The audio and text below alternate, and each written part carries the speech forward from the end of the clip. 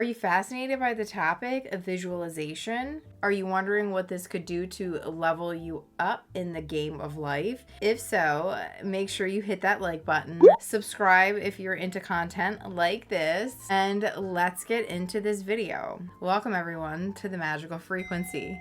If you're new here, my name is Chrissy and I am a simulation theorist. So I do take this lens over all of the topics that I discuss on my channel. This is just meant to plant some seeds of awareness, give you a broader understanding of consciousness.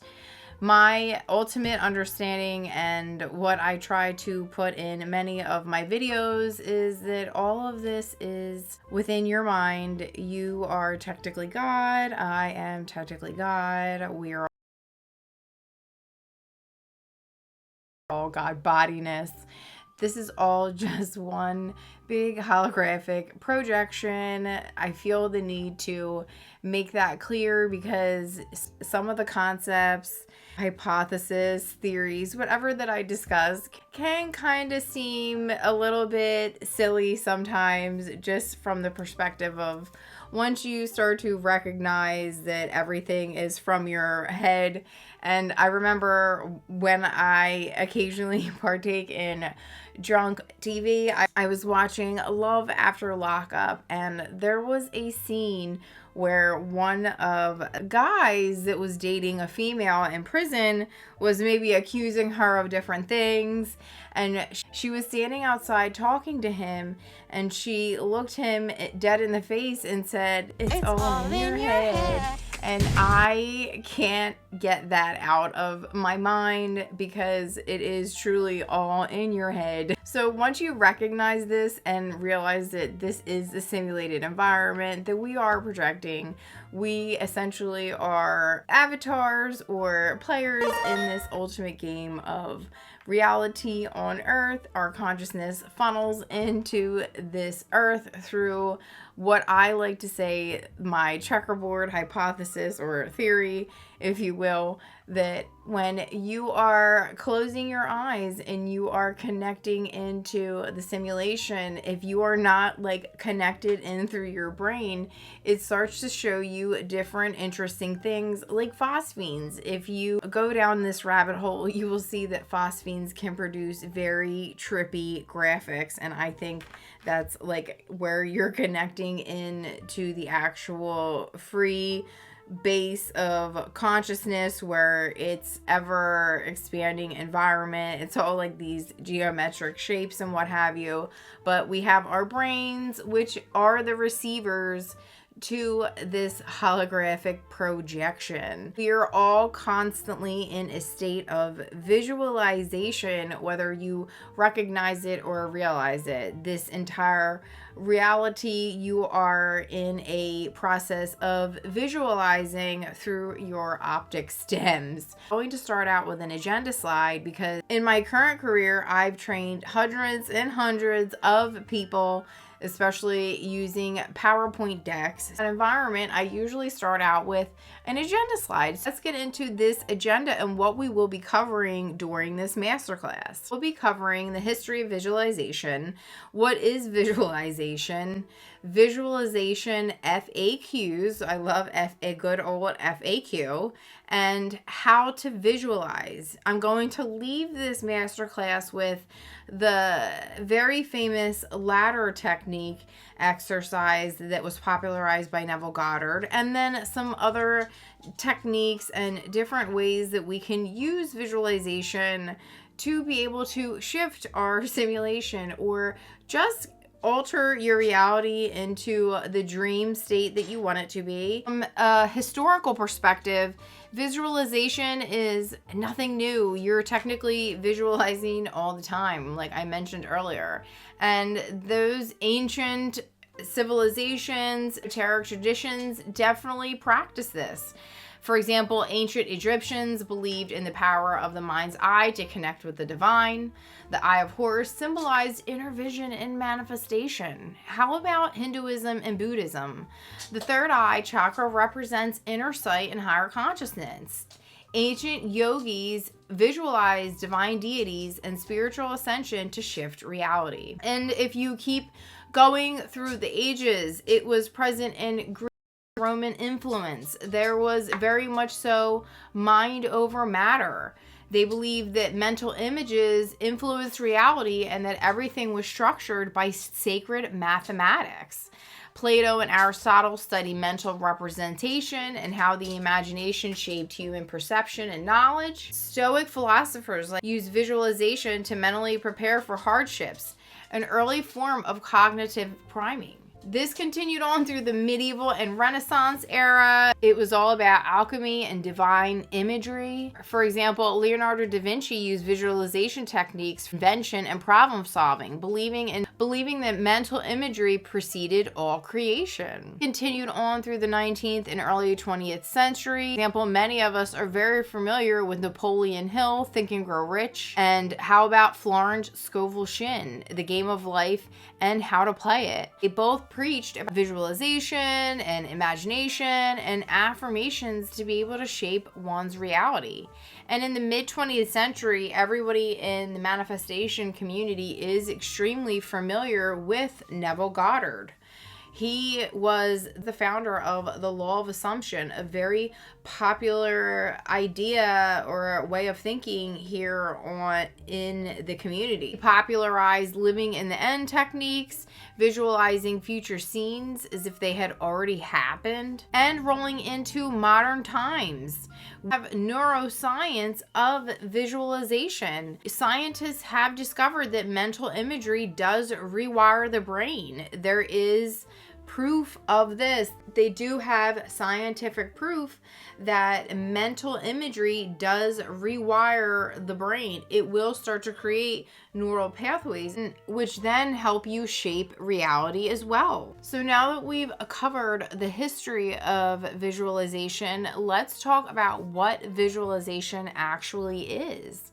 You can visualize either with your eyes closed or with your eyes opened. Visualization is the process of creating mental images, scenarios, or sensations in the mind, often used for goal achievement, manifestation, and personal development. It involves consciously imagining a desired outcome or experience, engaging the senses to make it feel real as possible. I put here on this slide that imagination and story is key. Learning how to storytell to yourself exactly how you want your future to play out is a great mechanism that we'll talk more about in the future. But this also plays into imagination is another tool in visualization that you will use to create your visualizations. And if you feel as though you are not that creative, we can talk about that later. Muscles that need to be worked out, they are skills that need to be honed in on. Not everybody is able to immediately God body visualize and then have something happen for themselves the next day. That's not always generally how it works. Has it worked for many people? Yes, because you are in a process of visualizing and manifesting and creating or co-creating or whatever, sending out vibratory signals to the simulation at all times. It is always in a status of receiving whatever vibratory signals you are sending out about the reality that you want to persist in. So the simulation will continue to show you those respective realities as you are always storytelling in your inner dialogue. And then furthermore, while you are visualizing, what stories are you telling during your visualization? What are you imagining during your visualization? Are you attempting to make it as real as possible? Does visualization actually take place? It takes place in the brain. It occurs in the visual cortex, located in the occipital lobe in the back of the brain. But it also engages all of the regions that you are seeing on the screen. Frontal cortex, the motor cortex, they all are aiding into the different components of you being able to visualize. That's why they all exist. They are all a part of the projector, if you will, of the mind that projects this 3D holographic reality. It is also in the subconscious mind. There's also like the superconscious, as I think it was Florence brought up. This is what is running all of the things on the background. How is your body pumping blood? How of these different things are running in the background and you are not thinking about them. And you also have these kinds of things that you can do on this autopilot modality as well, like driving a car, maybe brushing your teeth, things that you do on an ongoing, consistent basis that you can basically put on autopilot. Then there's also visualizing in the quantum field. So your mind's opting to the quantum field, and there are so many different names for this, and I'm going to slap some on the board here so everybody understands what I'm trying to articulate and what over the entire existence that I could find and dig up, people refer to the simulation as, or the matrix, whatever you want to call it, the subconscious mind, the universal mind, the morphic field, the 0 point field, the quantum field, the source energy, the akashic field, the universal substance, the field of consciousness, the dreaming state, astral light, the Holy Spirit, the egregore, different names for what is going on here. And that just for me is an indicator that we're all trying to talk about the same thing, but trying to come up with these different words for it, but they're all pointing back to the same thing. You are connecting the infinite field. And with the holographic universe theory and the double split experiment, it's all indicating that observation has some sort of effect over reality. So when you're observing the double slit experiment, it is able to either change into a particle or a waveform when being observed.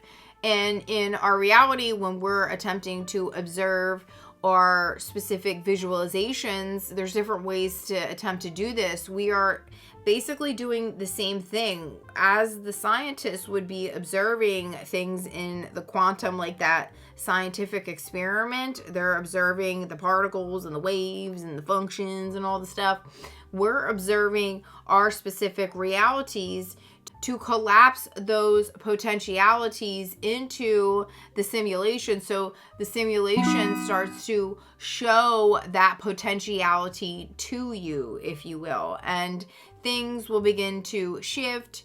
Characters will begin to change circumstances. Everything will basically turn into the holographic simulated shift that you would need to have whatever you're visualizing from that quantum perspective or from that simulation perspective. What it is down here will turn into from a physical perspective in this 3D reality. You can also visualize with your eyes closed. This is the most popular method, in my opinion. Elaborate on visualization with your eyes open. You can visualize with your eyes open. In some situations, this actually could be more powerful than you visualizing with your eyes closed.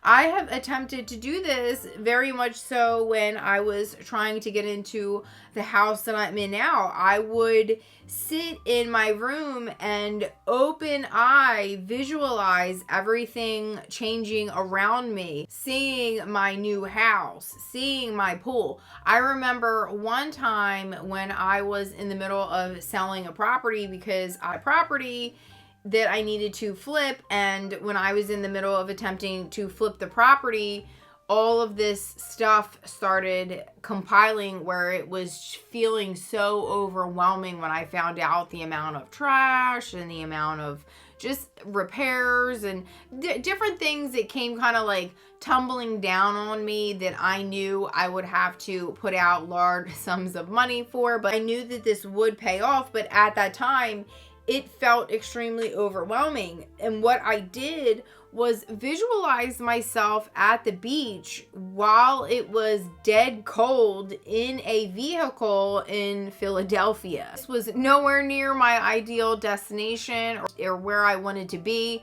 It was on a dirty block in Philly in the ice cold, and I was just like crying in my car, and the only thing that helped was me visualizing, pretending that I was at the beach.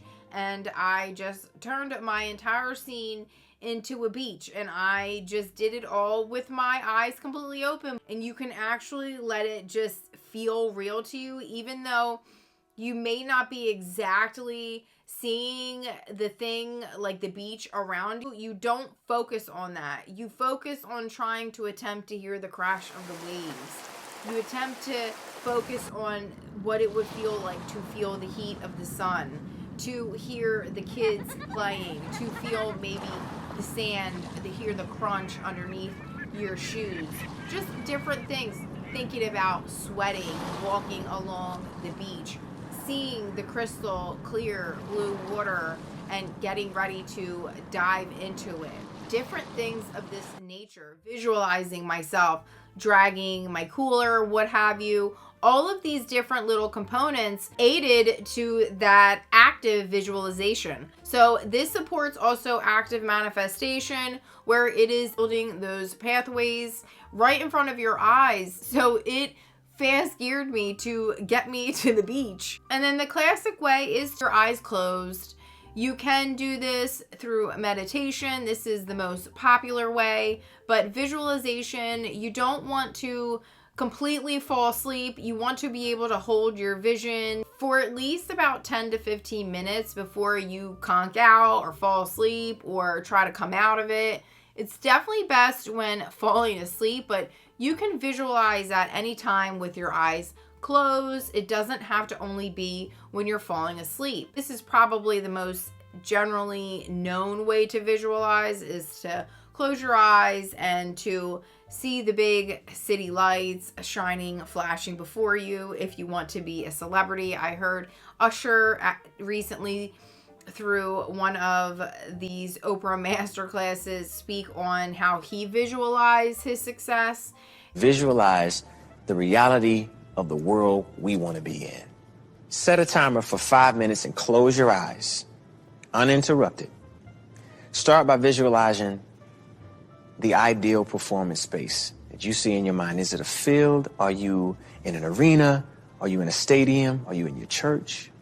Or are you at your school? Whatever you visualize, that is the reality that you're setting for yourself. And being in front of the stages with all the people, and he had a very cute way to talk about how he visualized his success. So there's so many different instances of this success. To glide in off of that, let's talk a little bit about the just scientific things that have been proven with visualization. The folks in this community, when they talk about visualization, cover the piano exercise. Those individuals in this specific clinical study were only visualizing playing the piano, and they were able to achieve just as good as results as those that were physically doing the practice. That goes to show you that you can just mentally prepare for something and still have fantastic results. It does not have to be physical in nature all of the time. You are preparing and priming your body to take the action. It actually gives it motivation. There's also the study with the hoops, shooting the hoops. It's a study of folks that shot imaginary hoops and that shot real hoops, and those imaginary and real was not a ton of difference. It was like a small percentile of change between the two. So again, showing that you mentally taking action in your visualization will lead to real world 3D results. And there was also another study that people visualized hand exercises and they grew their muscles as opposed to actually doing the exercise. It's triggering your brain to then stimulate those muscles which end up getting some sort of activity, and they were growing just as if they were doing the actual physical activity. So just a few ways so you understand that there is scientific proof that shows that visualization works. And there's so many celebrities that talk about stories about visualization that I can't even begin to tell you. With anything, visualization takes practice. You can't just do it once and always think that something is going to happen immediately. It can, but more than likely, you would need to continue this practice. And I think it's like a practice that you would do until you die, if you will. We're visualizing all the time, again, into our reality. We're visually seeing everything around us. So why wouldn't we continue that visualization journey while we're falling asleep or at other times when we are not paying attention to what we're doing, like if we're washing the dishes, brushing the teeth, driving the car. During those times, you can autopilot and visualize. I do this very often if I'm doing folding laundry, brushing my teeth, doing dishes. I can visualize whatever I want during that time. And that's another great way to use open-eyed visualization, because it's all coming from your mind's eye again. It is coming from a part of your brain that is controlling all of those different functions we talked about earlier. And not to forget about the reticular activating system that also resides in like your brain stemish area. This is responsible for seeking out all the things that you do soak your subconscious mind in. It allows you to see the unseen, to be able to connections if you program it. It is like a hound dog. It sniffs out the blood. All you have to do is program it to do so, and it will completely do that for all of your different goals, whatever, activities, desires, whatever it is that you are looking for. And through repetition, it starts to create the neural pathways that continue to show you the things that you want to see in your environment, in your reality. That's how I personally believe that it all works. I'm not claiming that this is scientific fact or anything. I created these sheets myself. This is all from my mind. This is just a way to plant awareness to you that you can visualize these things and have them come into your 3D reality. Some things come in immediately. I feel like there is scale to a certain degree. Like everybody wants to say like, you can get something, visualize it, and have it immediately. While this is true and this has happened for people, this is not everyday God-bodiness commonality. So to be able to hone in on this and figure it out, and to be able to maybe see some other perspectives on how some of this stuff might work, to be able to maneuver your reality, this is what I'm trying to show you here. And through my own visualizations, what you're seeing on screen is my creative output. These are my visualizations. This is what I see in my mind's eye.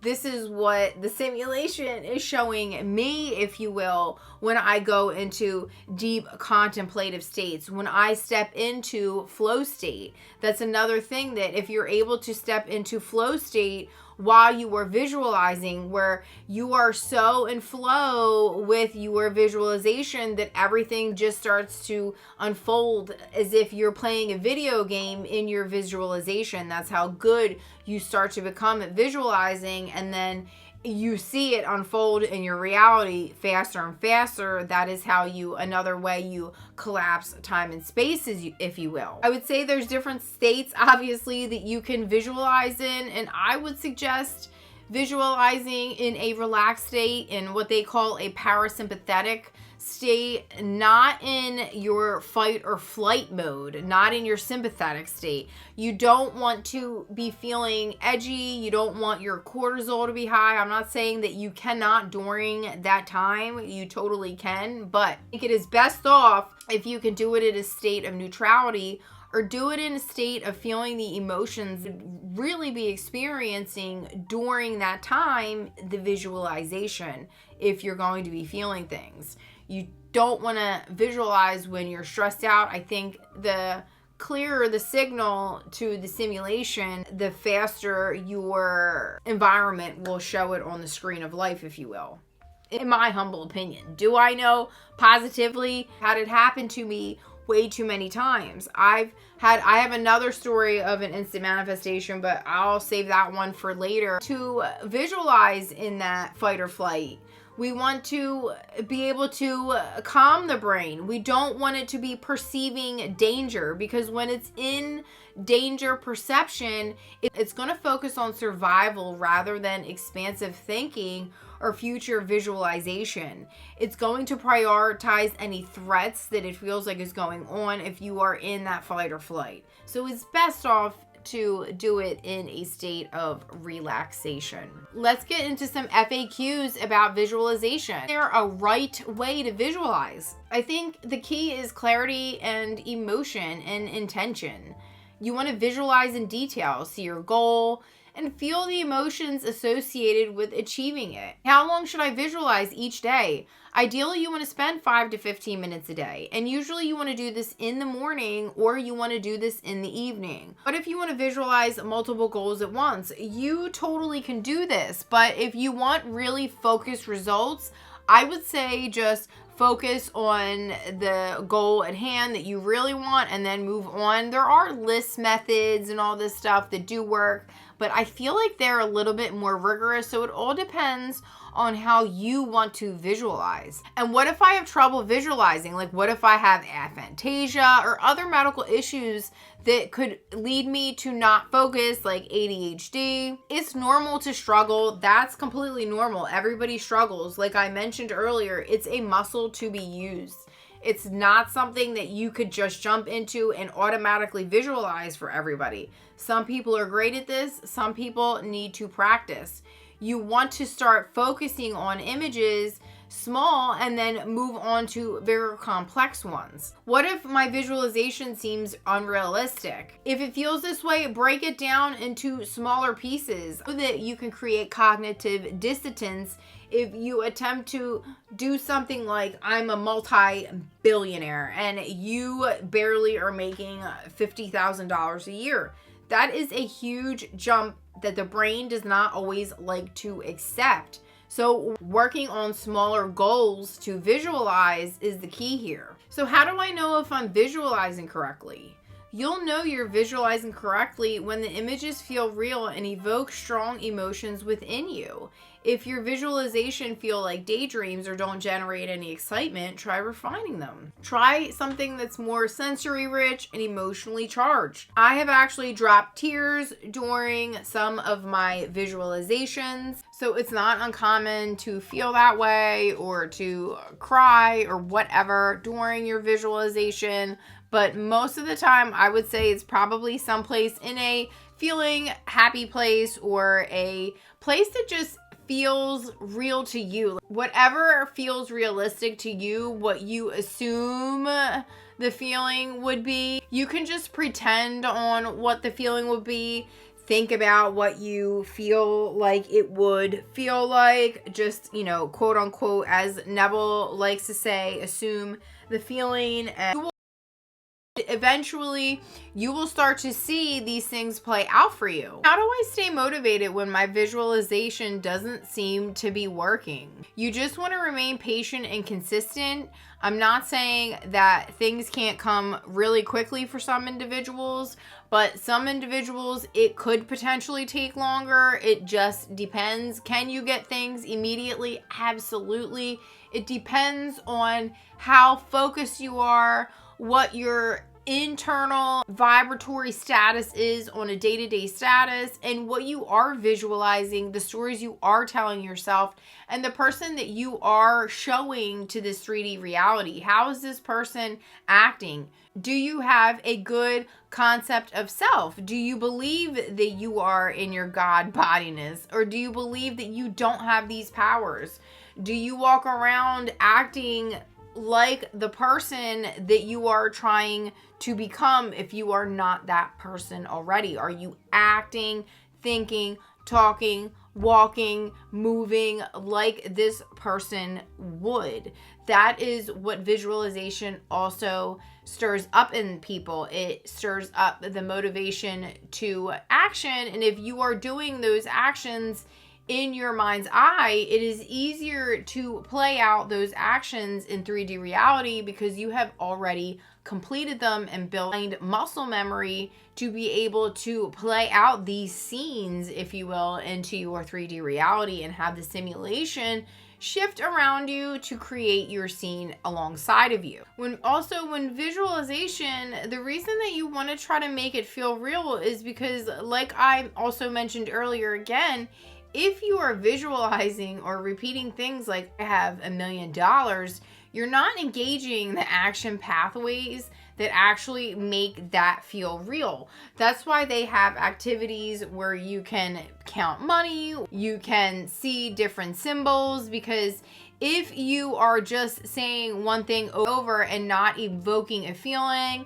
maybe not doing any type of actionable thing in the visualization, it can make it feel unnatural and then not want to create an easy visualization experience for you, a visualization experience for you that actually has real world results. I do think that taking action in the visualization does something. For example, if you visualize yourself physically depositing $1 million check at the bank, making business deals, signing contracts, you will actually train your nervous system to expect these versions or these different activities in simulation. So what would you be doing if you were a millionaire? Would you be hearing your PayPal bing go off? Would you be seeing emails coming in from deals that you would be accepting? Would you be seeing bank accounts fluctuating to higher and higher numbers?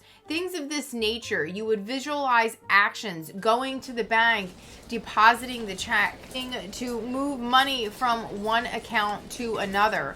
Physical actions, counting your own money that you receive. Physical actions in that visualization will strengthen the action pathways in your brain to make you do that activity, to make you go out. The Raz will seek out the money, and the actionable part that you built up will create actions to make you have those experiences. Already have practiced how to have those experiences come into you, and the simulation will begin to shift for you. I'm going to close this up and talk about some of the practices that we can use for visualization.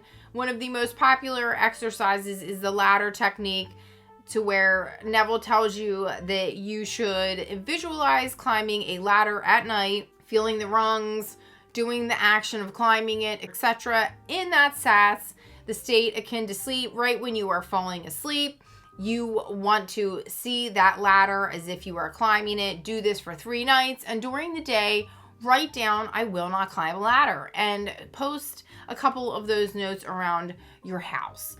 And what that does is essentially it programs your reticular activating system to seek out all instances of when you would have to climb a ladder. And on top of that, the visualization will shift the sim to be able to create instances where you would need to climb a ladder. So in conjunction with your brain receiver and the simulation and the component of visualization, many folks end up climbing this ladder, regardless of whether or not you said you were going to do it, because the subconscious is focused on the action of climbing the ladder, the action of climbing the ladder. That's what it is focused on, and that's what it will deliver to you. So you want to try this type of technique for yourself. Try so many other different kinds of techniques.